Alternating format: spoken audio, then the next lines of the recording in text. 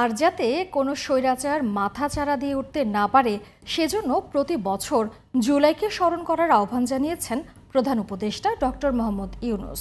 মঙ্গলবার প্রধান উপদেষ্টার কার্যালয়ে জুলাই অভ্যুত্থান স্মরণে মাসব্যাপী কর্মসূচির উদ্বোধনী অনুষ্ঠানে তিনি আহ্বান জানান। জুলাই অভ্যুত্থানের প্রাথমিক লক্ষ্য অর্জিত হয়েছে উল্লেখ করে জুলাইকে গণজাগরণ ও ঐক্যের মাসে পরিণত করার আহ্বানও জানান প্রধান উপদেষ্টা। আরও জানাচ্ছেন মহসিন কবির। কোটা সংস্কার আন্দোলন থেকে স্বৈরাচার পতনের এক দফা আন্দোলনের সূচনা হয়েছিল জুলাই মাসেই। ৫ আগস্ট গণ অভ্যুত্থানে শেখ হাসিনা সরকারের পতনের মধ্য দিয়ে অবসান ঘটে দীর্ঘ ১৬ বছরের জুলুম নির্যাতনের। স্বৈরাচার শেখ হাসিনার পতনের সেই জুলাই অভ্যুত্থানের ১ বছর পূর্তি উপলক্ষে মঙ্গলবার মাসব্যাপী কর্মসূচির উদ্বোধন করেন অন্তর্বর্তী সরকারের প্রধান উপদেষ্টা ডক্টর মোহাম্মদ ইউনূস।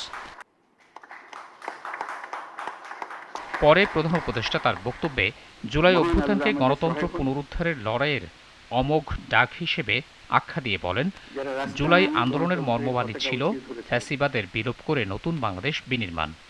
আজ ইতিহাসের এক গৌরবময় ক্ষণ। ১ বছর আগে এই জুলাই মাসে আমাদের শিক্ষার্থীরা যে আন্দোলন শুরু করেছিল তা এক অভূতপূর্ব গণ অভ্যুত্থান রচনা করে আমাদের মুক্তির স্বাদ দিয়েছিল। জুলাই ছিল দেশের গণতন্ত্র পুনরুদ্ধারের লড়াই এক অমোঘ ডাক। সেই আন্দোলনের মর্মবাণী ছিল ফ্যাসিবাদের বিলোপ করে নতুন বাংলাদেশ বিনির্মাণ, রাষ্ট্রকে জনগণের হাতে ফিরিয়ে দেওয়া। ডক্টর মোহাম্মদ ইউনূস বলেন, ইতিহাস সাক্ষ্য দেয় জনগণ যখন জেগে ওঠে তখন কোনো শক্তিই তাকে রুখে দিতে পারে না। এবং যে কারণে অভ্যুত্থান হয়েছিল তাৎক্ষণিক যেটা টার্গেট ছিল সেটা আমরা অর্জন করেছি। আমরা প্রতি বছর এই সময়কালটা উদযাপন করব, যাতে পরবর্তীতে ১৬ বছর আমাদের অপেক্ষা করতে না হয় আবার এই অভ্যুত্থান করার জন্য।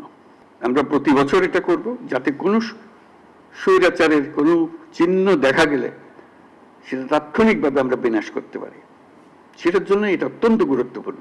অভ্যুত্থানের শহীদদের স্মরণ করে প্রতি বছর জুলাইকে স্মরণ করার মাধ্যমে জাতীয় ঐক্যকে সুসংহত করার আহ্বান জানান প্রধান উপদেষ্টা।